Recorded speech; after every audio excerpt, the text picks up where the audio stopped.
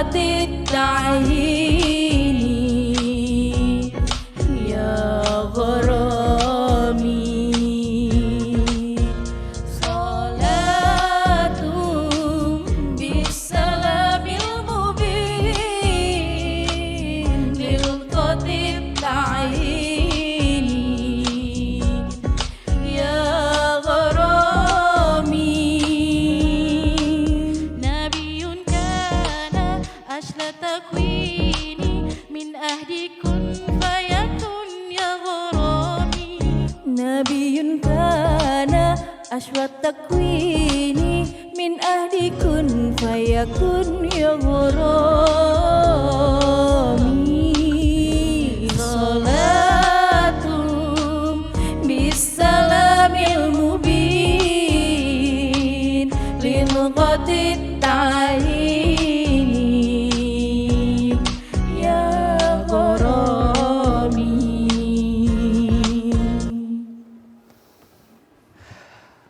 Bismillahirrahmanirrahim. Assalamualaikum warahmatullahi wabarakatuh. Waalaikumsalam warahmatullahi wabarakatuh. Alhamdulillah. Assalatu wassalamu ala rasulillah amma ba'du. Pemirsa TVRI yang berbahagia dimanapun Anda berada, senang sekali saya Hafiz bisa hadir kembali dalam acara yang selalu mengajak kita untuk terus menguatkan iman dan terus menambah ilmu. Semoga dengan iman dan ilmu Allah angkat derajat kemuliaan kita, yaitu Serambi Islami. Dan tentunya saya ucapkan terima kasih pada tim Sholawat Ar-Raudhah Voice. Dan juga tentunya kali ini kita bersama jamaah dari Majelis Taklim Rodatul Jannah, yaitu pimpinan Dr. Indah Sri Anggarini. Assalamualaikum. Waalaikumsalam warahmatullahi Wabarakatuh. Semoga ibu semua sehat walafiat.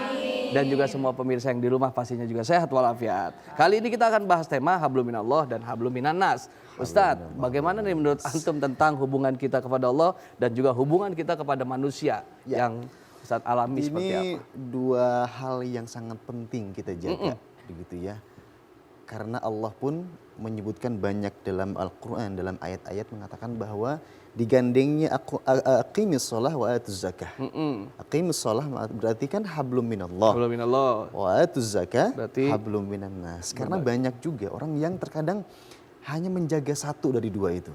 Misalkan hanya menjaga antara sesama saja tapi sama Allahnya jauh. Oke, ada yang hubungannya baik sama Allah aja tapi Tetangganya. sama manusia atau tetangga enggak gitu. Wah, ini Ustadz Mahfuz ini yang perlu kita bahas. Ya. Tentunya bahas bersama narasumber kita yang langsung saja kita sambut beliau, yaitu beliau adalah Direktur Majelis Hukama Muslim Cabang Indonesia, yaitu Dr. Haji Mukhlis M. Hanafi MA.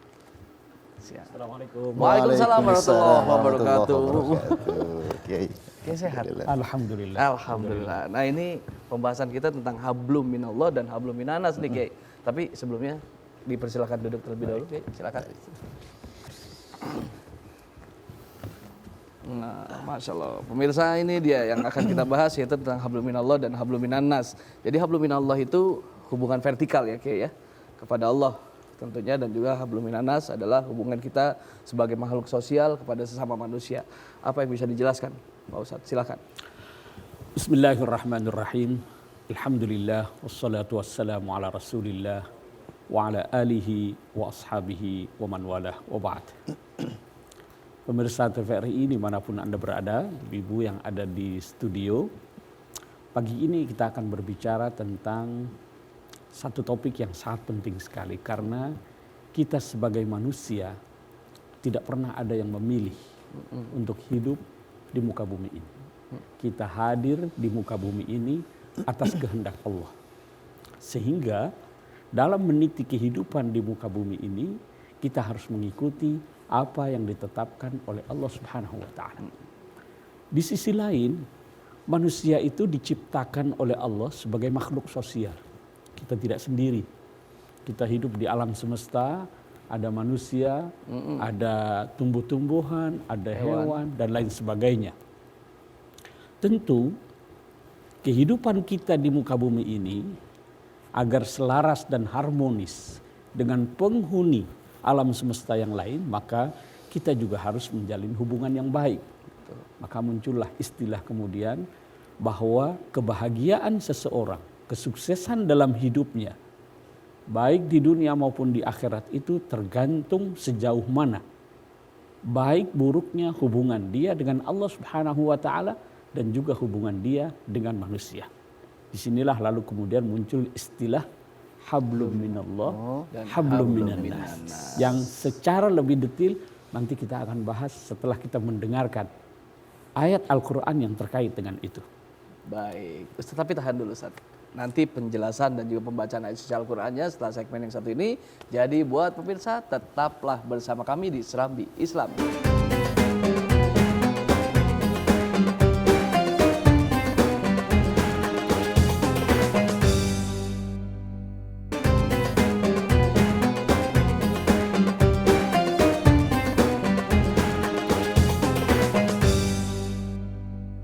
Alhamdulillahirrabbilalamin. Baik, kita lanjutkan kembali Serambi Islami dengan tema kita Hablum minallah, hablum minannas.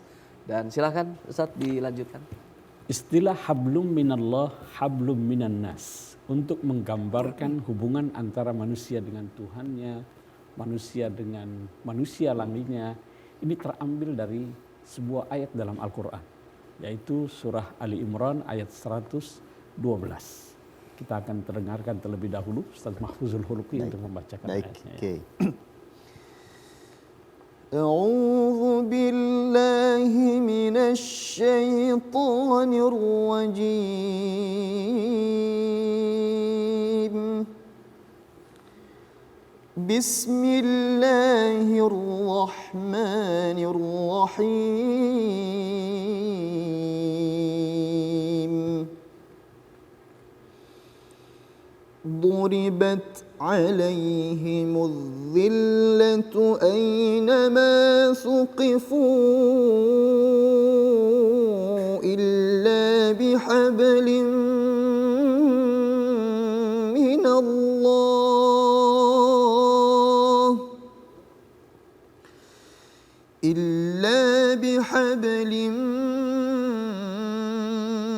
الله وحبل من الناس وباءوا بغضب من الله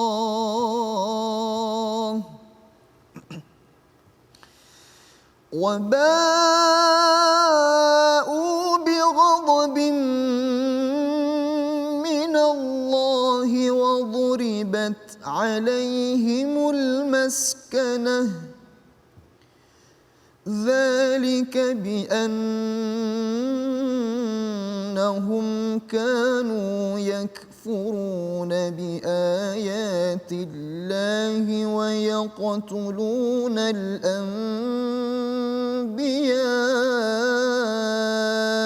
بغير حق ذلك بما عصوا وكانوا يعتدون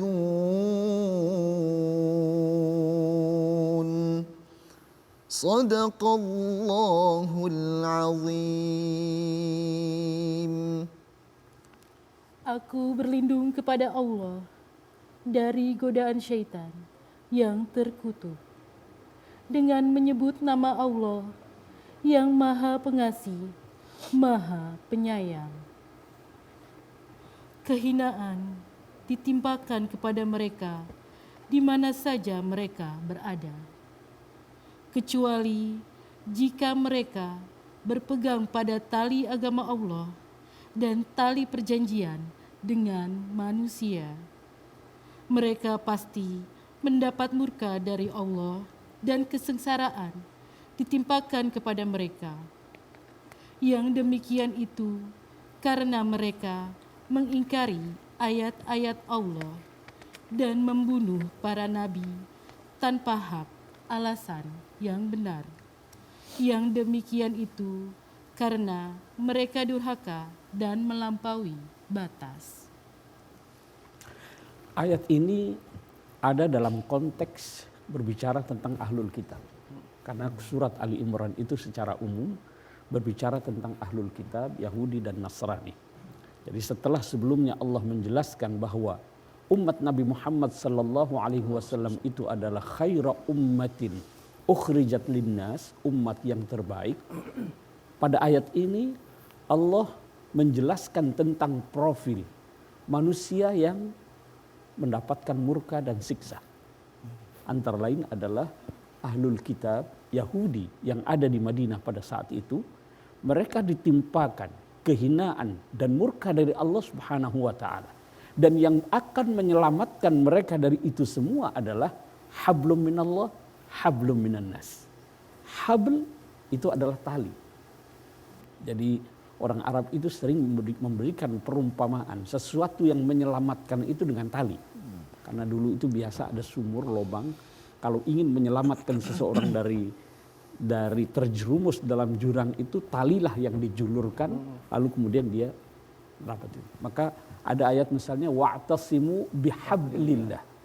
Di sini diungkapkan dengan kata illa bihablin minallah, tali dari Allah.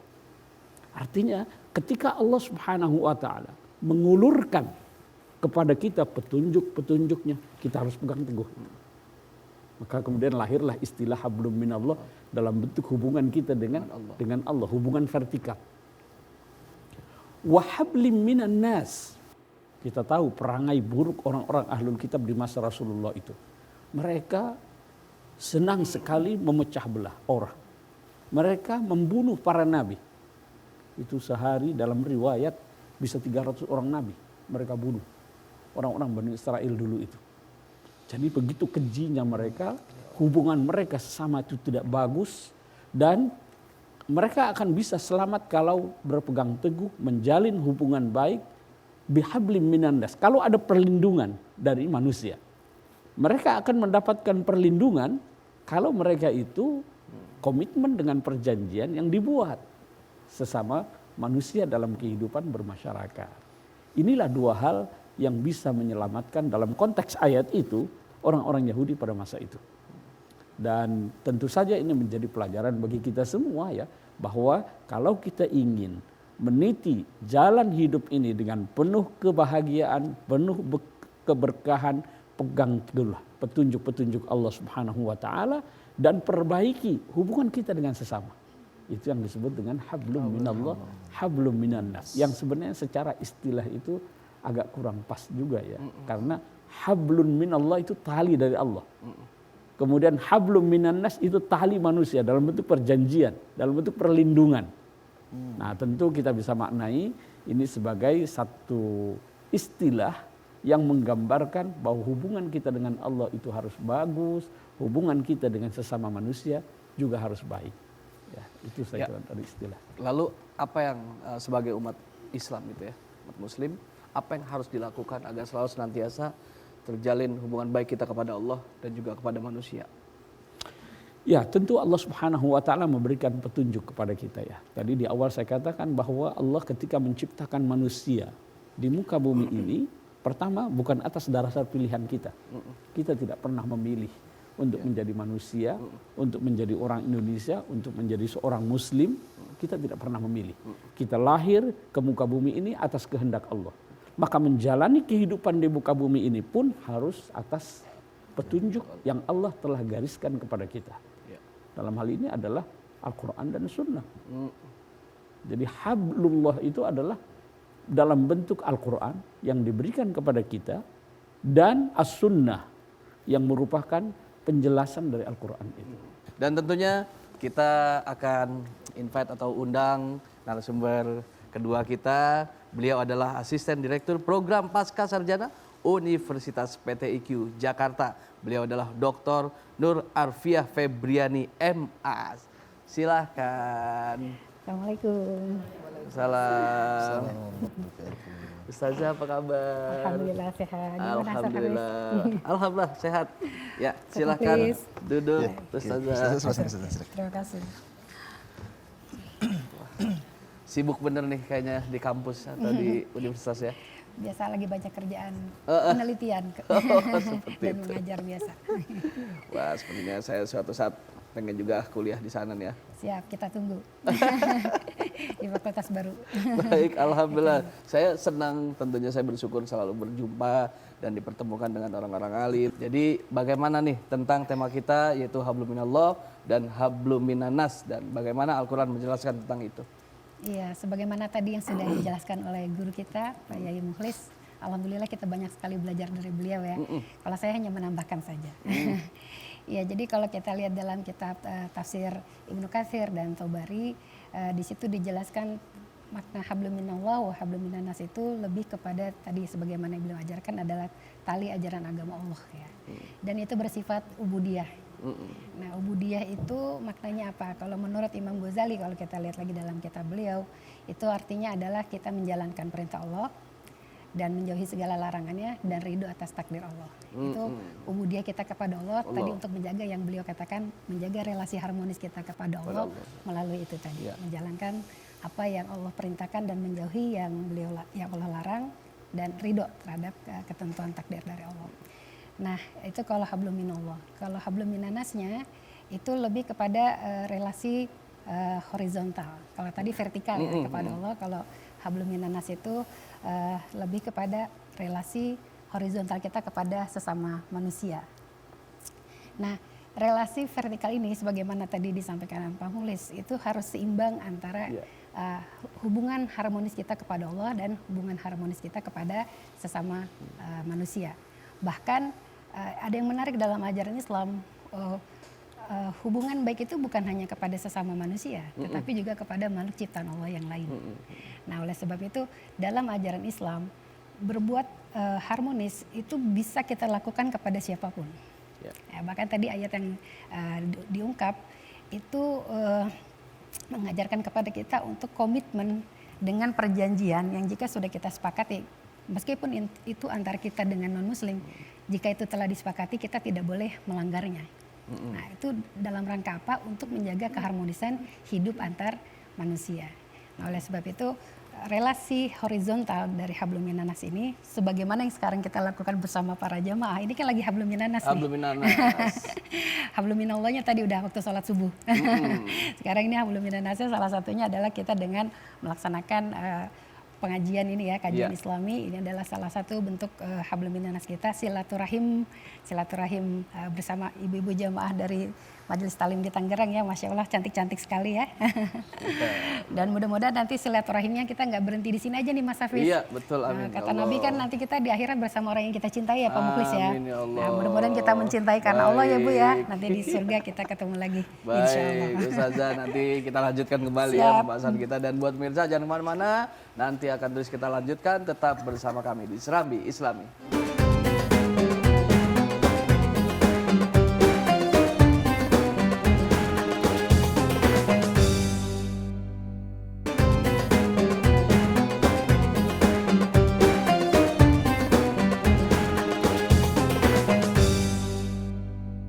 Alhamdulillahirrabbilalamin. Baik pemirsa TVRI, kita lanjutkan kembali kajian kita di Serambi Islami dengan tema hablum minallah dan hablum minanas.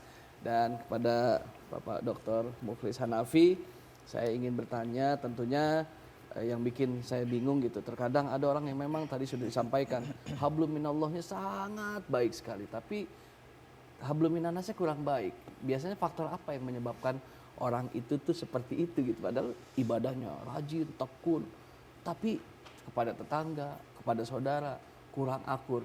Apa yang menyebabkan biasanya? Dua hal ini, hablum minallah, hablum minannas, sebenarnya dua hal yang tidak bisa dipisahkan. Sebab dalam satu hadis diungkapkan idza khasha'atil qulub khasha'atil jawarih. Jadi kalau hati seseorang secara batinnya itu khusyuk, benar dalam hubungannya dengan Allah, bersih, maka organ tubuhnya pun, mulutnya, tangannya, itu nggak mungkin jahil. Itu pasti khusyuk juga. Sekarang kenapa ada masalah ini? Iya. Orang secara zahir ibadahnya rajin banget. Tapi kok hubungannya dengan orang lain tidak bagus. Kita perlu lihat bahwa ibadah itu jangan hanya dilihat secara zahirnya saja. Jadi ada ibadah, ada dimensi batinnya juga. Jadi aspek batin dari ibadah itu juga tidak kalah pentingnya. Secara zahir ya kita ibadah itu yang sesuai syarat rukunnya. Tapi orang sering melupakan bahwa ibadah bukan hanya aspek zahirnya, tapi juga aspek batinnya. Aspek batinnya itu adalah hudurul qalb. Bagaimana kalbu kita ini hadir di hadapan Allah Subhanahu wa taala dengan penuh kekhusyuan, dengan penuh kerendahan hati. Bukan hanya sekedar kita menunaikan sholat, ibadah begitu saja, yang secara syarat dan rukunnya boleh jadi sah. Tapi substansinya nggak dapat. Inti dan tujuan dari ibadah itu nggak dapat. Sebab kalau kita lihat hampir semua peribadatan di dalam Islam ya, walaupun itu terkesan hubungan kita dengan Allah Subhanahu wa taala, itu pasti ada dimensi kemanusiaannya, Bu. Salat. Itu kan seperti salat itu kan dimulai dengan takbiratul ihram, ditutup dengan salam, hubungan kita dengan Allah. Tapi lihat, ada satu ayat yang menjelaskan bahwa salat yang berkualitas itu yang seperti apa? Inna sholata tanha 'anil fahsya'i wal munkar. Kalau bisa mencegah pelakunya dari perbuatan keji dan mungkar. Betapa banyak orang yang melakukan sholat tapi mendapat kecaman. Fawailul lil musolli. Salah satu sebabnya adalah wa yamna'unal ma'un. Tidak memiliki kepedulian sosial. Jadi barangkali ada persoalan dalam ibadah yang bersifat batinnya. Jadi substansi ibadahnya yang belum dapat. Ibadahnya itu hanya masih dalam bentuk gerak-gerik organ tubuh saja. Jadi baru olahraga saja. Belum ada olah batinnya. Nah, maka kita perlu memaknai lebih jauh apa itu ibadah. Ini ada satu ayat yang sangat bagus sekali yang saya kira relevan dengan pembahasan kita ini yang ada dalam surat Az-Zariyat. Mungkin Ustaz Mahfuzul Khuluqi bisa membacanya. Baik. A'udzu billahi minasy syaithanir rajim. وَمَا خَلَقْتُ الْجِنَّ وَالْإِنسَ إِلَّا لِيَعْبُدُونِ.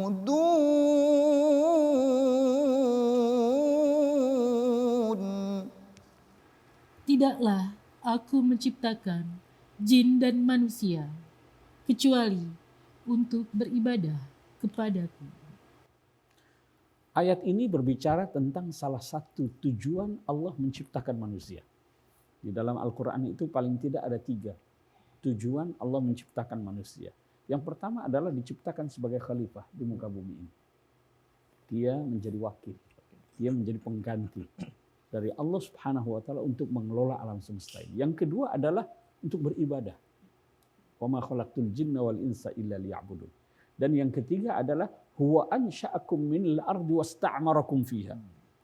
Untuk memakmurkan bumi ini. Jadi memang di situ terlihat ada keseimbangan ya antara ubudiyah, antara ibadah dengan menjalankan fungsi khilafah fil ard. Khilafah dalam arti menjadi wakil Allah, menjadi seseorang yang bertugas untuk mengelola alam semesta ini di muka bumi ini. Nah, kembali kepada persoalan ibadah ini. Jadi esensi dari ibadah itu adalah ubudiyah, hudurul qalb. Hadirnya kalbu kita di hadapan Allah. Bagaimana kita menghadirkan kalbu kita? Maka kalbu kita ini harus bersih. Kalau masih ada kotoran, masih ada nodanya, itu biasanya sulit. Kita khusyuk dalam beribadah itu ya. Maka hubungan kita dengan Allah pun menjadi tidak bagus. Dan pengertian ibadah ini jangan dipersempit hanya dalam konteks hubungan kita dengan Allah. Segala aktivitas yang kita lakukan, apapun itu. Selama itu sejalan dengan ketentuan Allah, kita awali dengan bismillah, kita akhiri dengan alhamdulillah, itu ibadah. Ibu berangkat ke sini, walaupun judulnya pengajian. Tapi kalau tidak diawali dengan bismillah yang benar, itu niatnya sudah berbeda, maka tidak menjadi nilai ibadah. Tapi kita pergi ke kantor, mencari nafkah, kita niatkan itu dengan bismillah, dengan alhamdulillah, tidak terputus hubungan kita dengan Allah, itu akan bernilai ibadah. Jadi ibadah itu pengertiannya luas, jangan dipersempit hanya pada yang sifatnya seakan hubungan kita dengan Allah Subhanahu wa taala. Ibadah mahdoh lah kira-kira. Berarti kalau pekerjaan sehari-hari gitu, kalau diniatkan untuk Allah jadi nilai ibadah. Jadi ibadah. Tapi ibadah itu sendiri kalau niatnya nggak karena Allah, nggak jadi nilai ibadah. Tergantung niatnya. Innamal a'malu binniyat. Ya, baik, alhamdulillah. Nah, kembali nih kepada Ustazah ya. Apakah Al-Quran menjelaskan konsep ukhuwah atau persaudaraan selain ukhuwah Islamnya? Iya, saya juga jadi pengen nyambung apa yang disampaikan oleh silakan. guru kita tentang tadi hubungan vertikal dan horizontal itu. Kalau yang vertikal itu tadi kepada ibadah mahdoh ya Ustadz ya. Tapi kalau yang horizontal itu ghairu mahdoh. Jadi kalau mahdoh itu kan artinya ibadah yang memang langsung kepada Allah. Tadi contohnya sholat. Terus kemudian kita berpuasa itu kan ibadah langsung kepada Allah. Tapi kalau yang ghairu mahdoh itu berarti ibadah yang tidak langsung tertuju kepada Allah, tapi kita lakukan demi mencari keridhaan Allah dan rahmat Allah. Itu tadi salah satunya dengan menjalin ukhuwah Islamiyah. Nah makanya ukhuwah Islamiyah itu juga termasuk bagian dari ibadah karena kita menjalankan ajaran Allah untuk mencintai sesama makhluknya kan. Kan Nabi juga dalam sebuah hadis pernah bersabda, sayangilah apa yang ada di bumi, maka akan kamu akan disayangi oleh makhluk Allah yang ada di langit. Nah, itu kan berarti salah satu ajaran Allah yang diberikan kepada kita juga. Nah, maka oleh sebab itu tadi kalau ditanya dalam Islam ada nggak sih persaudaraan selain sesama umat Islam? Itu tentu ada. Jadi kalau kita lihat dalam beberapa ayat misalnya, yang pertama itu ada kata dzuriyah ya Ustadz ya. Jadi kata dzuriyah itu menggambarkan tentang persaudaraan biologis. Nah, ibu-ibu melahirkan anaknya, maka anak-anaknya itu saudara secara biologis. Itu ada kata dzuriyah. Ada juga misalnya dalam Al-Quran itu, persaudaraan itu macam-macam tuh. Kan dari kata akhun ya, akhun itu artinya bisa saudara atau bisa yang maknanya sama. Nah dalam Al-Quran ini juga menarik, ternyata kita bukan cuma bersaudara dengan sesama manusia juga, tetapi bisa sama setan loh. Kok gitu? Bisa gitu? Karena dalam Al-Quran itu ada gambaran innal mubadirina kanu ikhwana syayatin kan. Berarti kita sama setan dalam hal apa? Samanya kalau orang yang boros. Maka orang yang boros itu di dalam Al-Quran dikatakan saudaranya setan karena sama-sama boros. Nah maka itu saudara dalam tanda kutip kesamaan sifat. Itu yang negatif ya. Artinya banyak jenis persaudaraan. Ada juga persaudaraan sesama Islam. Innamal mu'minuna ikhwah. Ya, dalam Al-Quran. Jadi memang udah jelas itu kita dikatakan sebagai sesama muslim kita ini adalah saudara. Bahkan dalam hadis kita ini seperti satu tubuh. Kalau yang satu demam semuanya merasa sakit. Makanya kalau ada saudara-saudara kita muslim yang disakiti kita pasti akan ikut merasa sakit karena kita merasakan penderitaan mereka. Ada juga persaudaraan yang menarik yang tadi sempat saya sitir di awal yang tadi juga disampaikan oleh Pak Mukhlis tentang fungsi kita sebagai khalifah, terus kemudian kita sebagai pemakmur bumi dari kata istimar, itu adalah persaudaraan kita dengan makhluk ciptaan Allah yang lain. Nah, misalnya dalam Al-Quran itu, wa ma min dabbatin fil ardi wala ta'irin yatiru bi janahihi illa umamun amsalukum.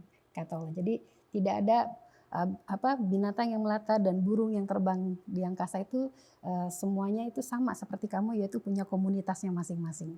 Nah, berarti di situ Allah mengajarkan kepada kita, mereka juga sama loh, makhluk ciptaan aku. Dan itu saudara kamu sebagai sesama makhluk ciptaan Allah. Jadi kita juga bersaudara nih dengan alam raya ini, karena kita semua adalah makhluk ciptaan Allah. Yang tadi dikatakan sama Ustadz Mukhlis, tugas kita itu sebagai khalifah adalah untuk tadi menjadi God representator, menjadi perwakilan Tuhan untuk memanage alam raya, untuk boleh menggunakan sumber daya alamnya, tapi tidak untuk dieksploitasi. Bukan untuk dihabiskan, tapi di manage. Ya, di manage itu artinya kita boleh pakai nih, tapi jangan dihabiskan. Kalau siapa ibu-ibu yang senang masak ayam, semua ya senang masak ayam. Tapi kalau ayam tinggal 2, itu nggak boleh dimasak lagi Bu, karena dia akan punah. Kita harus menjaga sustainabilitasnya, kita harus menjaga keberlangsungannya supaya nanti anak cucu kita bisa makan ayam. Jadi nggak boleh dimakan lagi tuh ayam kalau tinggal 2. Kalau sisa 2 tadi ya, jangan dia makan lagi Bu. Tapi kan ayam masih banyak, masih aman. Oke. Baik Ustazah. Sama di rumah juga gitu Ustazah. Jadi kalau ayam tinggal 2 saya mau ambil langsung istri saya bilang buat anak bilang gitu. Jadi saya belum. Baik, nanti kita lanjutkan kembali. Buat pemirsa jangan kemana-mana, tetaplah bersama kami di Serambi Islam.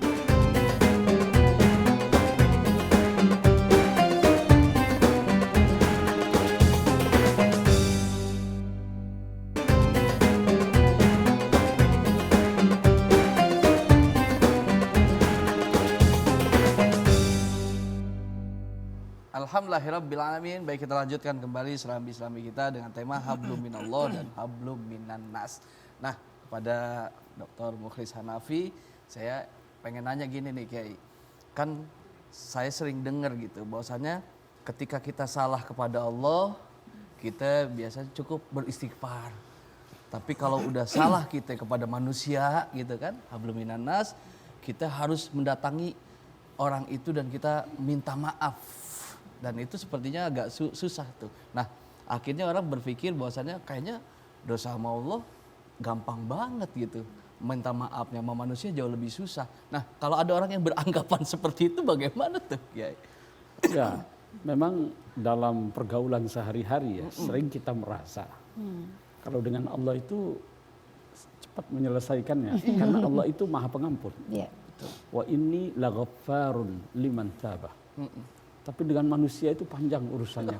Itu dia. Lebaran 1, 2, 3 kali saja belum tentu bisa bayar. menyelesaikan masalah gitu ya. Nah, inilah makanya dalam Islam itu kita diajarkan ya bahwa ad-din al-muamalah. Jadi esensi beragama itu adalah muamalah. Terutama muamalah dengan manusia ini ya. Dan tadi juga saya katakan bahwa hampir seluruh peribadatan di dalam Islam itu muaranya adalah pembentukan akhlak. Jadi untuk manusia, agama itu untuk manusia. Bukan untuk Tuhan.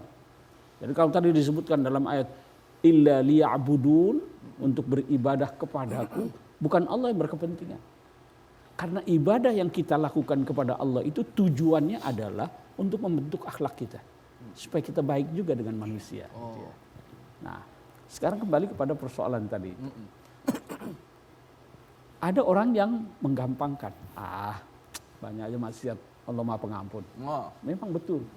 Allah itu segede apapun dosa seorang, datang dengan segunung dosa, kalau dia itu bertobat kepada Allah, akan diampuni. Segede apapun dosa yang dia bawa. Asal tobatnya itu betul-betul taubatan nasuha. Yang sungguh-sungguh, yang diawali dengan penyesalan, tidak ingin mengulang lagi, kan begitu ya. Lalu kemudian beristighfar, itu syarat taubatan nasuha. Jangan istighfar saja tapi kemudian mengulang lagi. Tobat sambal. Itu tobat sambal. itu yang tobat yang tidak diterima oleh Allah Subhanahu wa taala. Jadi jangan menggampangkan juga walaupun Allah itu Maha Pengampun. Nah, memang dengan manusia ini bahkan sampai di akhirat itu akan dibawa, Bu. Dalam satu hadis yang menjelaskan tentang manusia yang bangkrut di akhirat kelak itu kan digambarkan oleh Nabi itu.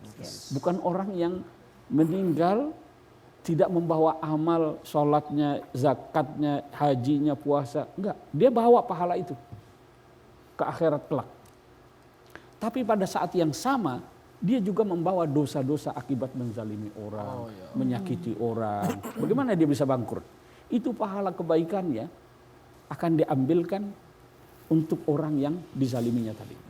Jadi pahala sholatnya dilimpahkan ke situ. Ya Allah, habis. Pahalanya habis, ini belum lunas juga, dosa orang itu ditimpakan kepada kita. Sudah jatuh ketipan tangga. Itu orang yang bangkrut. Modal yang dibawa itu hilang, habis. Kemudian dia harus menanggung derita dari dosa yang dia lakukan terhadap orang lain. Jadi ini gambaran tentang betapa hubungan ketuhanan dengan kemanusiaan itu dalam Islam tidak bisa dipisahkan. Ya. Alhamdulillahirrabbilalamin. Begitu ya Bu ya. Bu. Bu. Oh masih nyimak ya, alhamdulillah. Melongo semua ternyata nyimak, alhamdulillah. Baik, tapi kita juga ada yang di rumah nih, pemirsa yang di rumah ada yang sudah mengirimkan video pertanyaan kepada kita dan tentunya wajib kita tayangkan dan nanti akan dijawab pertanyaan oleh guru-guru kita. Baik, langsung kita akan lihat videonya, silahkan.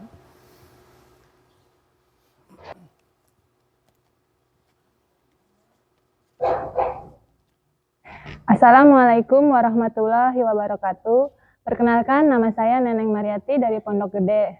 Mohon izin Pak Ustadz, saya mau bertanya, jika seseorang sudah melakukan perintah Allah, seperti melakukan sholat 5 waktu, sholat sunnah, dan kewajiban lainnya, namun hubungannya dengan tetangga dan saudaranya kurang baik, bagaimana sebaiknya Pak Ustadz? Mohon penjelasannya. Terima kasih. Wassalamualaikum warahmatullahi wabarakatuh. Waalaikumsalam warahmatullahi wabarakatuh dari Ibu Nur Hayati. Seperti apa tuh Ustadz? Ini pertanyaan yang juga relevan dengan kisah orang yang dinyatakan bangkrut di akhirat kelak nanti. Dan itu banyak sekali memang petunjuknya ya. Kita lihat tadi di awal saya mengungkapkan satu hadis yang Rasulullah tiba-tiba saja mengatakan di hadapan para sahabatnya, wallahi la yu'min, wallahi la yu'min, wallahi la yu'min. Wallah. Yang kemudian para sahabat itu bertanya, siapa itu yang tidak beriman itu? Nabi lalu mengatakan, man la ya'man jaruhu bawa'iqahu. Orang yang tidak membuat nyaman tetangganya dengan lisan dan perbuatannya. Ya Allah. Seorang muslim sejati itu dalam hadis yang lain dikatakan man salimal muslimuna min lisanihi wa yadihi. Yang membuat saudara muslimnya lain itu aman dari tangan dan dari lisan dan tangannya. Tidak jahil pada orang lain. Ini selalu berkaitan. Bahkan kalau kita lihat juga, kalau tadi saya katakan ibadah itu harus bermuara pada pembentukan akhlak, iman pun begitu. Jangan kira iman itu hanya hubungan kalbu kita dengan Allah Subhanahu wa taala berupa keyakinan. Tidak. Karena di dalam banyak hadis misalnya Rasulullah mengatakan, la yu'minu ahadukum hatta akuna ahabba ilaihi min waladihi wa ahli. Keimanan harus dibuktikan dengan itu. Iman itu harus dibuktikan. Maka sedekah itu dikatakan burhan, tanda, bukti. Seseorang itu beriman. Kita sholat, itu adalah bukti. Dari kita yakin Allah sebagai Tuhan kita. Jadi harus dibuktikan dengan itu. Kemudian ada juga yang mengatakan, man kana yu'minu billahi wal yaumil akhir falyukrim dhaifahu. Siapa yang menyatakan beriman kepada Allah dan hari akhir, hendaknya memuliakan tamu. Jadi kalau orang tidak memuliakan tamu, sempurna atau tidak imannya? Tidak sempurna. Begitu juga dalam hadis lain, man kana yu'minu billahi wal yaumil akhir falyukrim jarahu. Siapa yang mengaku dirinya beriman kepada Allah dan hari akhir, hendaknya juga memuliakan baik kepada tetangganya. Ini ada ayat yang sangat relevan lagi dengan ini. Ya. Saya kira Ustaz Mahfuzul Hulki bisa baca terlebih dahulu. Baik. A'udzu billahi minasy syaithanir rajim. واعبدوا الله ولا تشركوا به شيئا وبالوالدين إحسانا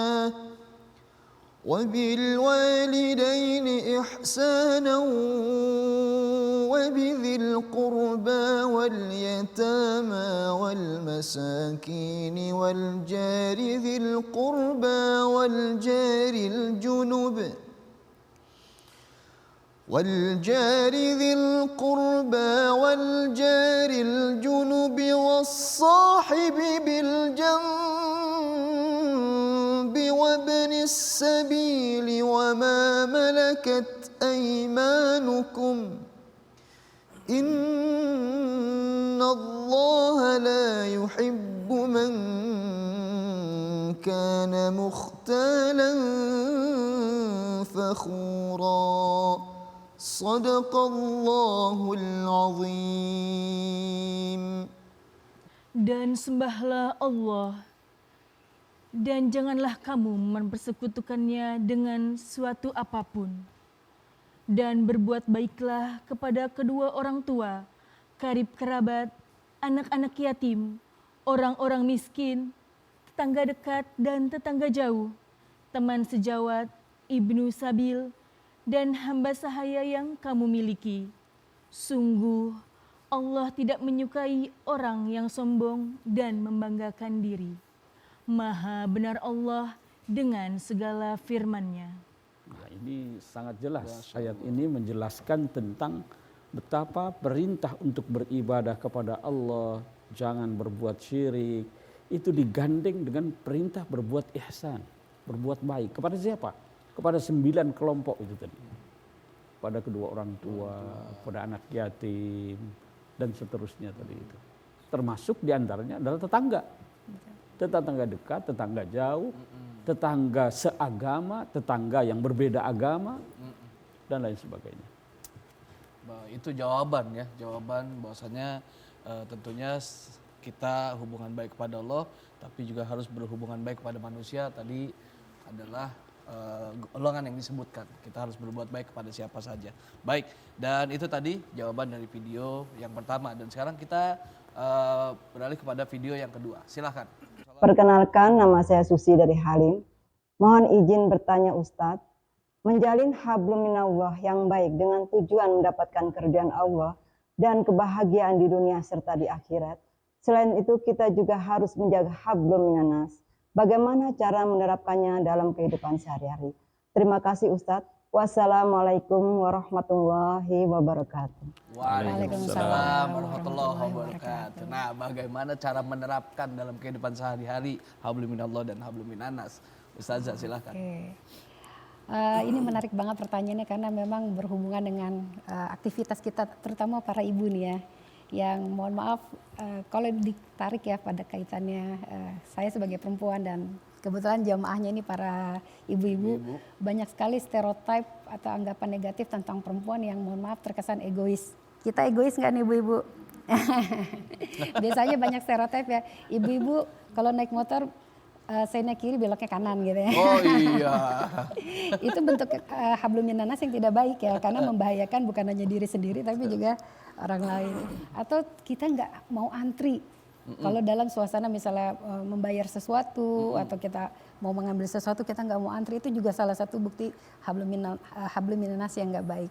Artinya itu sebenarnya bisa kita pandang sebagai common sense yang kita paham ya, kalau kita melanggar sesuatu yang berlainan dengan etika masyarakat yang sudah berlaku, itu tanda bahwa kita tidak baik secara hubungan horizontal kita kepada sesama manusia. Jadi sesuatu yang menyenangkan, sesuatu yang membahagiakan, sesuatu yang membuat orang merasa nyaman dengan kita, itulah bagaimana kita membuat orang-orang itu yang di sekeliling kita merasa nyaman. Rasulullah itu kan dikatakan amanah karena Rasulullah itu mampu membuat orang merasa aman dengan Rasulullah. Kita kalau mau merasa aman dengan orang gimana Bu? Biasanya kita akan membuat orang itu percaya, membuat orang itu nyaman, membuat orang itu bahagia. Sehingga bisa jadi kita baru ketemu pertama kali nih.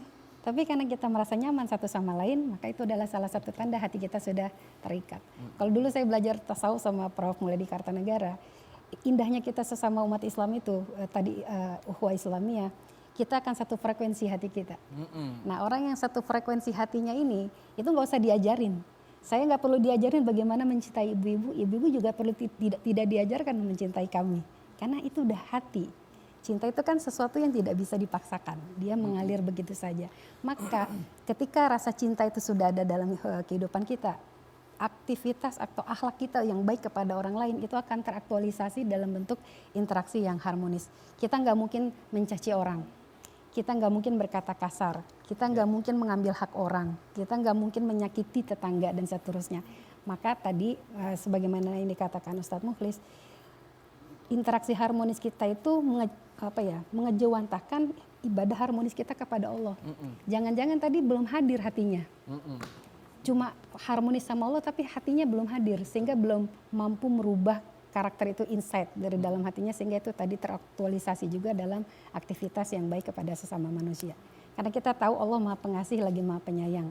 Seharusnya kalau kita belajar dari sifat Allah yang Maha Pengasih lagi Maha Penyayang, sesama kita pun kita harus saling sayang menyayangi. Makanya tadi ada pertanyaan, boleh nggak kita berbagi sesuatu kepada orang lain? Oh, tentu itu diajarkan meskipun itu tadi kepada teman-teman kita yang non muslim. Nah, lalu mohon maaf saya menyambungkan lagi.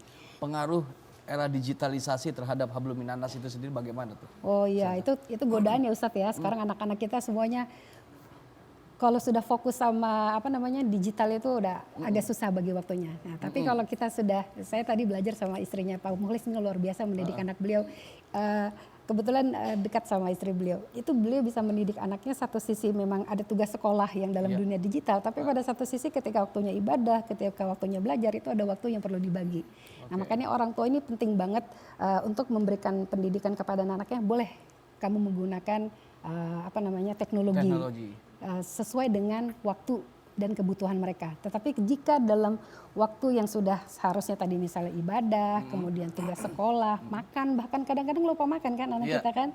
Nah itu harus diberikan teguran yang tegas ya, bahwa segala sesuatu itu ada tempatnya, ada porsinya. Jadi mereka diberikan kebebasan, tetapi kebebasan yang bertanggung jawab dan mereka harus disiplin dengan itu. Dan yang terpenting orang tuanya mencontohkan. Jangan nyuruh anak tapi orang tuanya fokusnya di gadget gitu ya. Ibu kenapa tertawa? Karena ngerasa saya juga. Baik.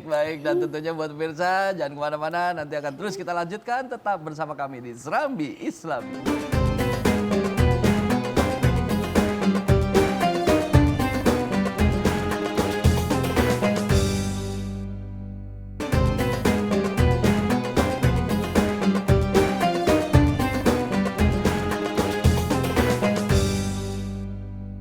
Alhamdulillahirrabbilalamin. Baik, kita lanjutkan kembali kajian kita di Serambi Islami TVRI. Dan tentunya masih pembahasan kita yang sangat menarik ini, yaitu hablum minallah dan hablum minanas. Dan saatnya kita serahkan kepada jamaah yang ada di studio dari Majelis Taklim Raudatul Jannah untuk bertanya. Silakan Ibu yang mau bertanya, silakan. Ya, silakan.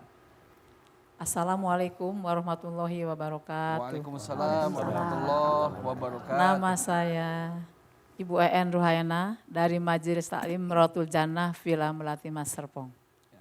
Saya akan bertanya mengenai hablum minanas.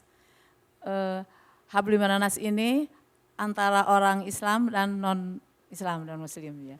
Saya bertanya, apakah haknya bertetangga antara orang Muslim dan non-Muslim itu sama? Karena terus terang Pak Ustadz, saya tinggal di lingkungan yang kebanyakan non-Muslim. Jadi sikap saya itu seperti apa? Ya. Terima kasih. Assalamualaikum warahmatullahi wabarakatuh. Waalaikumsalam warahmatullahi wabarakatuh. Langsung, Ustaz, silakan. Dalam konteks bertetangga Bu ya, ini ajaran tentang menjalin hubungan baik dengan tetangga itu dalam Islam mendapatkan porsi yang sangat tinggi sekali. Bahkan saking kuatnya pesan itu disampaikan oleh malaikat Jibril kepada Rasulullah, sampai-sampai Rasulullah merasa itu kalau ini antar tetangga ini bisa saling mewarisi. Karena begitu kuatnya pesan dan wasiat Allah melalui malaikat Jibril kepada Rasulullah. Dan dalam ayat yang terakhir dibacakan tadi, itu ada penekanan pada wal jari dzil qurba wal jaril junub. Wal jari dzil qurba itu tetangga dekat. Tadi begitu terjemahannya ya. Wal jaril junub itu tetangga jauh. Ada yang memaknai jauh dekat di sini bukan hanya dalam jarak. Wal jari dzil qurba itu yang muslim, wal jaril junub non muslim. Ada yang memahami begitu. Jadi terhadap keduanya, muslim maupun non-muslim, itu harus ihsan Bu. Wabil walidaini ihsanan dan wabidzil qurba, kemudian wal jaridil qurba wal jaril junub. Muslim maupun non-muslim punya hak yang sama sebagai tetangga. Dalam bertetangga itu ada tingkatannya memang. Ada tetangga, kerabat, seagama, gitu ya, kerabat, tetangga, sekerabat, lalu seagama. Jika punya hak, punya 3 hak. Tetangga, bukan kerabat, seagama, punya 2 hak. Tetangga, kemudian bukan kerabat, non muslim, dia juga punya hak. Hak bertetangga. Walaupun non muslim, kita juga harus menjalin hubungan baik. Itu ajaran Al-Quran. Baik, alhamdulillah. Itu Ibu jawabannya. Terima kasih. Iya, baik, kita kasih kesempatan untuk penanya kedua, silakan. Assalamualaikum warahmatullahi wabarakatuh. Waalaikumsalam warahmatullahi wabarakatuh. Nama saya Indasri Anggarini. Izin Pak Ustadz, saya menanyakan bagaimana tentang meningkatkan hablum minallah, karena kita ketahui bahwa zaman sekarang adalah zaman teknologi gitu, dan ada suatu masalah-masalah komunikasi antara generasi Z dan generasi kita yang X. Jadi bagaimana mengatasinya agar supaya kita sebagai generasi X ya, kita kan generasi X, menasehati kepada generasi Z untuk meningkatkan hablum minallah itu, karena banyak sekali hal-hal yang mengganggu sehingga tidak dapat meningkatkan hablum minallah. Terima kasih. Baik, alhamdulillah itu antara komunikasi berarti ya, antara generasi X dan Z ya. Berarti saya adanya di Y kali ya Bu ya. Tengah-tengah. Ya, silakan. Ya, kemajuan di bidang ilmu pengetahuan dan teknologi tidak bisa dibendung. Sekarang ini produk dari kemajuan teknologi itu antara lain adalah gadget, teknologi, informasi, internet. Ini melakukan revolusi yang sangat luar biasa, merubah gaya hidup orang. Sehingga tadi ada generasi, ada apa namanya, Z. klasifikasi, kategorisasi generasi tadi itu. Itu bisa kita lihat perbedaannya, Bu. Perbedaan perilaku generasi yang dipengaruhi oleh internet, teknologi informasi, itu berbeda dengan generasi yang gaptek misalnya. Maka sering terjadi konflik antara anak dengan orang tua itu karena tidak memahami karakter masing-masing. Jadi kita ini kadang-kadang tidak bisa memaksakan apa yang ada dalam benak pikiran kita untuk anak kita yang mereka lahir beda generasi dengan kita. Mereka akan hidup di generasi yang di zaman yang berbeda dengan kita nanti. Maka kita harus pintar-pintar menempatkan diri bagaimana menghadapi mereka ini. Jadi kita harus pelajari betul perilaku anak-anak sekarang ini. Anak sekarang jarang yang fokus, Bu. Jadi kalau kita lagi omelin, kita apain, dia santai ya. Dia browsing sono kemari. Kadang-kadang kita tambah dongkol. Ini kita harus pahami karakter mereka ya. Maka pandai-pandailah kita bagaimana misalnya mengalihkan mereka agar tidak kecanduan terhadap gadgetnya ini. Karena salah satu ancamannya itu adalah anak bisa kecanduan. Kalau sudah satu hari itu berjam-jam bergaul dengan itu, ini kan mereka menjadi tidak produktif ya. Maka di sini potensi terganggu hablum minallah ini sangat mungkin terjadi. Maka ya harus pintar-pintar kita mengingatkan mereka untuk memanfaatkan waktu di mana saat mereka harus belajar dalam arti baca buku misalnya. Anak sekarang sudah jarang yang mau baca buku. Karena informasi dengan mudah mereka dapatkan dari gadgetnya, dalam genggaman tangannya. Baik. Ya. Gitu. Baik. Dan berikutnya penanya ketiga dari jamaah kita, silakan. Assalamualaikum warahmatullahi wabarakatuh. Waalaikumsalam warahmatullahi wabarakatuh. Nama saya Yustri Mini dari Majelis Taklim Radatul Jannah Melati Mas, Tangerang. Saya akan menanyakan Pak Ustadz, mohon izin. Saya punya tetangga yang non muslim. Setiap saya ada perayaan Idul Fitri, saya selalu dikasih bingkisan. Yang kiri dan yang kanan tetangga saya yang non muslim. Nah, apakah boleh pada saat dia merayakan Natal saya boleh memberikan atau tidak? Terima kasih Pak Ustadz. Wassalamualaikum warahmatullahi wabarakatuh. Waalaikumsalam warahmatullahi wabarakatuh. Silakan Ustaz. Ini pertanyaan yang sangat bagus kan? Menyangkut pola hubungan kita dengan non-muslim. Ayat yang terakhir dibacakan tadi menjawab itu, Bu. Bahwa kita juga harus berbuat ihsan kepada tetangga sekalipun dia itu non-muslim. Yang diperintahkan itu ihsan, Bu. Bukan sekedar membalas kebaikan, tapi berbuat ihsan. Ihsan itu adalah kalau kita diberi satu, lalu kemudian kita memberi satu, itu adil, kita baik sama orang. Tapi yang dimaksud dengan ihsan itu adalah diberi satu, kita balas dengan dua, Bu. Itu ihsan. Dan ada satu ayat lagi yang relevan dengan pertanyaan Ibu tadi, itu ada dalam surat Al-Mumtahanah, Bu, ayat 8 itu. Yang sangat indah sekali menjelaskan tentang la yanhaakumullahu 'anil ladzina lam yuqatilukum fid din wa lam yukhrijukum min diyarikum an tabarruhum wa tuqsitu ilaihim. An tabarruhum wa tuqsitu ilaihim. Tidak ada larangan bagi kalian untuk menjalin hubungan baik dengan mereka yang tidak memerangimu, tidak berusaha mengusirmu dari kampung halamu. Untuk apa? An tabarruhum, untuk berbuat baik. Wa tuqsitu ilaihim. Ada yang memaknai ini berlaku adil. Tapi juga ada yang memaknai mengulurkan tangan, memberikan bantuan kepada mereka itu. Jadi kepada orang-orang musyrik, orang-orang non-muslim yang baik sama kita, kita harus berbuat baik. Bahkan harus lebih, Bu. Dulu itu kalau kita lihat kisah latar belakang ayat ini, putri dari Abu Bakar, Asma binti Abu Bakar, dia sempat agak gamang ketika akan menjalin silaturahim dengan ibunya yang saat itu masih belum memeluk Islam. Turun ayat ini, kata Nabi, sil ummaka. Silaturahim sama-sama ibu. Beri dia hadiah. Bawa bingkisan. Jadi tidak ada masalah. La yanhakumullah. Tidak ada larangan dari Allah. Bahkan yang ada adalah perintah untuk berbuat ihsan. Itu saya kira. Iya. Baik, Ibu itu jawabannya. Ustaz atas sarannya. Wabillahi taufiq wal hidayah. Wassalamualaikum warahmatullahi wabarakatuh. Waalaikumsalam warahmatullahi wabarakatuh. Baik. Dan kita sekarang ke Ustadz Mahfuzul Khuluqi. Ada yang mau ditanyain Ustadz? Silahkan. Ini hampir mirip-mirip dengan tadi, begitu ya, bahwa masih berkaitan dengan ayat tadi, Kiai. Ketika Allah perintahkan wabil walidaini ihsan, ihsan kepada orang tua, itu bagaimana? Saya punya teman begitu, bahwa mungkin dia mu'alaf, teman saya ini, tapi orang tuanya masih non muslim. Bentuk ihsan seperti apa ketika orang tuanya itu non muslim? Ya, seseorang mu'alaf, Gitu. orang tuanya masih non muslim.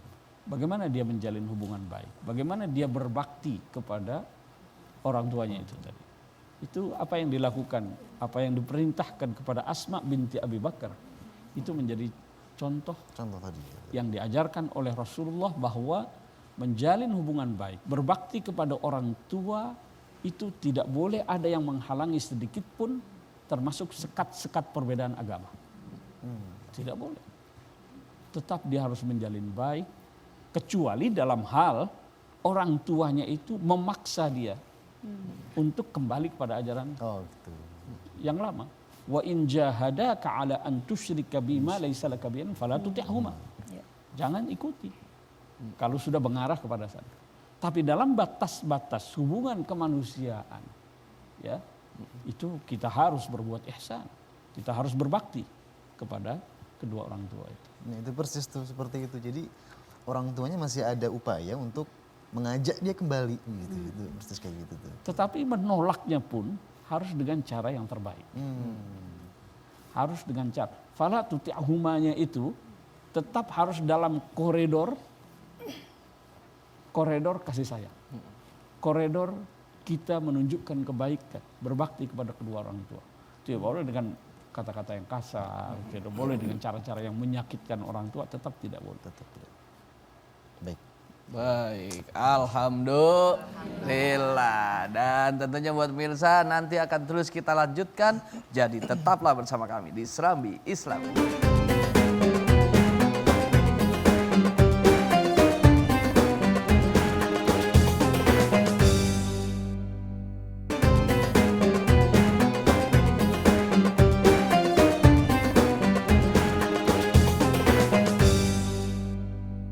Alhamdulillahirrabbilalamin. Tanpa terasa kita sudah di penghujung episode kita kali ini di Serambi Islami, dengan tema yang kita bahas yang sangat menarik dan sudah banyak sekali ilmu yang disampaikan oleh guru-guru kita dan narasumber kita, yaitu tema hablum minallah, hablum minannas.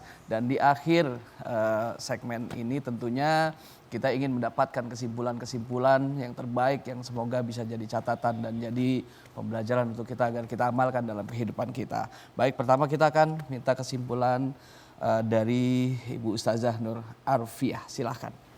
Ya, terima kasih Mas Hafiz. Kesimpulannya adalah bahwa Islam adalah ajaran yang membawa rahmatan lil alamin, ya ibu-ibu sekalian. Maka bentuk interaksi harmonis itu harus kita mulai dari diri kita sendiri dulu. Istilah yang dalam disertasi saya itu disebut habl ma'a nafsih. Jadi kita harus harmonis dengan diri kita sendiri dulu. Kita mengenal diri kita baik dengan diri kita, baru kita bisa habl yang kedua, yaitu habl ma'a ikhwani. Artinya kita harmonis dengan sesama manusia, bahkan tadi kepada teman-teman kita yang non muslim, karena dalam Al-Quran ada juga ukhuwah insaniyah, walaqad karramna bani Adam. Itu berarti Allah memuliakan semua anak keturunan Nabi Adam, ya, apapun agamanya. Nah, itu berarti setelah habl ma nafsi, habl ma ikhwani, yang ketiga habl ma biati tadi dengan lingkungan sebagaimana yang tadi disampaikan sama Pak Mukhlis, tugas kita sebagai khalifah dan istimar, dan yang paling puncak tadi habl ma Allah, yaitu bagaimana kita menjalin relasi harmonis kita kepada Allah Subhanahu wa taala melalui tadi ubudiyah kita.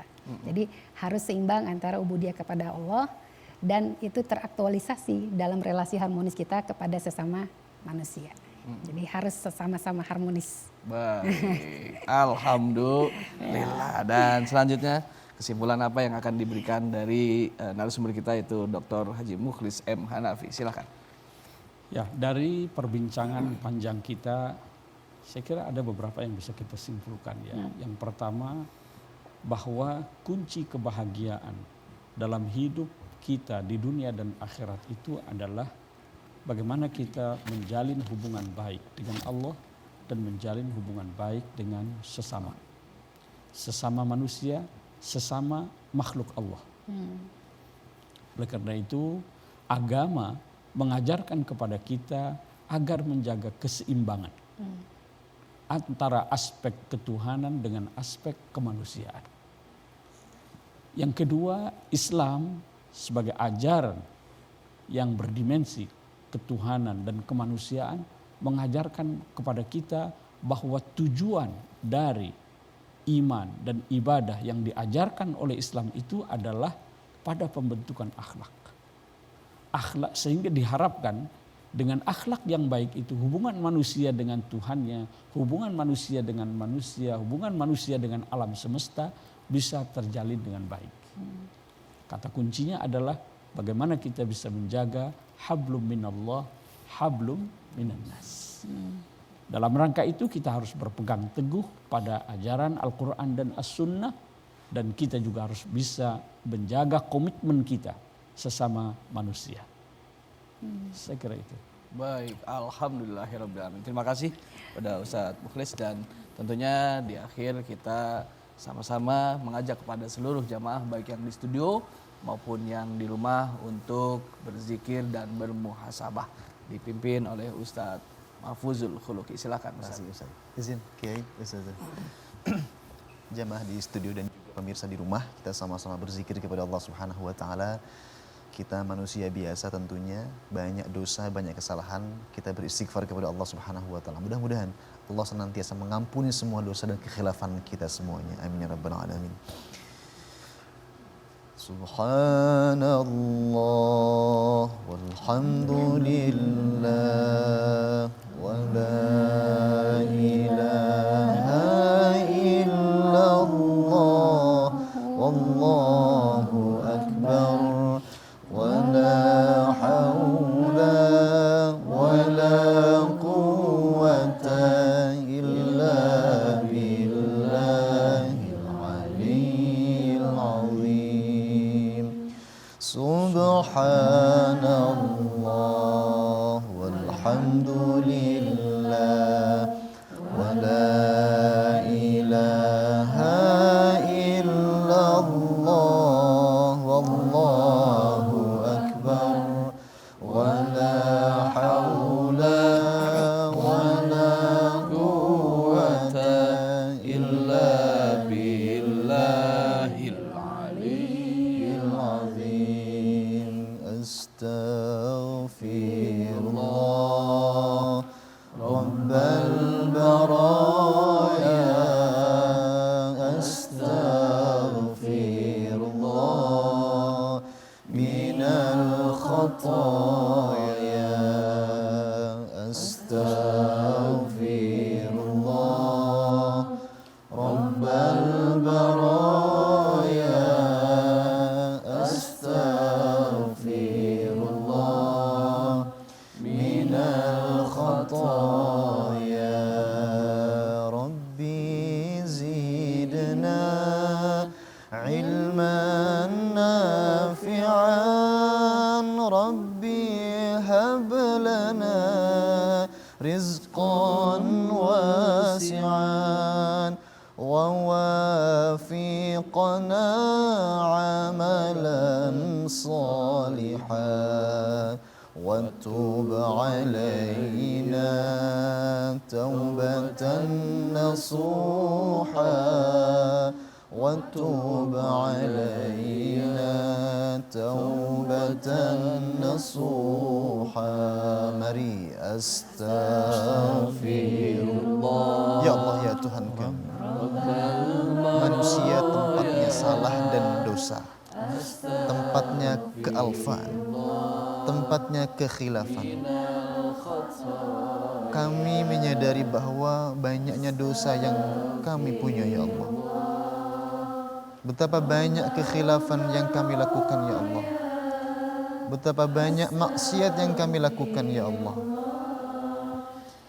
Kalau Engkau tidak memiliki sifat Rahman Rahim, mungkin kami sudah malu dengan dosa-dosa ini ya Allah. Betapa malunya kami dengan dosa yang kami miliki ya Allah. Ampuni segala kekhilafan kami ya Allah. Ampuni segala dosa-dosa kami ya Allah. Ampuni segala dosa-dosa orang tua kami ya Allah, guru-guru kami, tetangga kami, saudara-saudara kami. Engkau Maha Rahman Rahim, Engkau Maha Ghafur, Maha mengampuni dosa ya Allah. Astaghfirullah Rabbal baraya, astaghfirullah minal khataya. Bismillahirrahmanirrahim. Alhamdulillahi rabbil alamin. Allahumma salli ala Sayyidina Muhammad wa ala ali Sayyidina Muhammad. Allahumma a'inna ala dhikrika wa syukrika wa husni ibadatik. Allahumma aslih lana dinana alladhi huwa ismatu amrina wa aslih lana dunyana allati fiha ma'ashuna wa aslih lana akhiratana allati ilayha ma'aduna waj'alil hayata ziyadatan lana fi kulli khair waj'alil mauta rahatan lana min kulli syarr. Allahumma arhamna bil Qur'an waj'alhu lana imaman wa nuran wa hudan wa rahmah. Ya Allah, berilah kami kekuatan untuk selalu mengingat dan berzikir kepadamu, untuk selalu bersyukur atas segala karuniamu, dan untuk selalu beribadah dengan baik dan tulus kepadamu. Ya Allah, jadikanlah, perbaikilah agama kami yang merupakan pelindung bagi kami.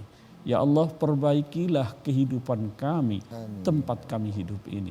Perbaikilah akhirat kami, tempat kami kembali kepadamu ya Allah. Allahumma ja'alil Qur'ana rabi'a qulubina wa nura absarina wa jalaa'a humumina. Ya Allah, jadikanlah Al-Quran sebagai petunjuk dan hidayah bagi kami dalam meniti kehidupan di dunia ini ya Allah. Muliakanlah kami dengan Al-Quran, angkatlah derajat kami dengan Al-Quran, ampunilah segala dosa kami ya Allah. Rabbana atina fid dunya hasanah wa fil akhirati hasanah wa qina adzaban nar. Wa sallallahu ala sayyidina Muhammad wa ala alihi wa sahbihi wa baraka wa sallam. Subhana rabbika rabbil izzati amma yasifun wa salamun ala al mursalin walhamdulillahi rabbil alamin. Allah ya rabbal alamin. Baik, alhamdulillahirrabbilalamin. Terima kasih kepada narasumber kita yaitu Dr. Haji Mukhlis M. Hanafema. Terima kasih pula kepada Dr. Nur Arfiah Febriani MA. Terima kasih juga kepada Ustadz Mahfuzul Khuluki dan juga kepada jamaah dari Majelis Ta'lim Rodotul Jannah dan juga tim Sholawat Ar-Raudhah Voice dan juga kepada seluruh pemirsa dan juga kerabat kerja yang bertugas. Ada sebuah pesan bahwasanya khoslatani la syai'an afdalu minhuma. Jadi ada dua hal yang tidak lebih utama dari keduanya, yaitu yang pertama adalah beriman kepada Allah dan juga bermanfaat kepada sesama muslim dan juga kepada sesama manusia. Semoga tema kita hari ini hablum minallah hablum minnas agar selalu senantiasa terjaga dalam kehidupan kita. Wabillahi taufiq wal hidayah. Assalamualaikum warahmatullahi wabarakatuh. Waalaikumsalam warahmatullahi wabarakatuh.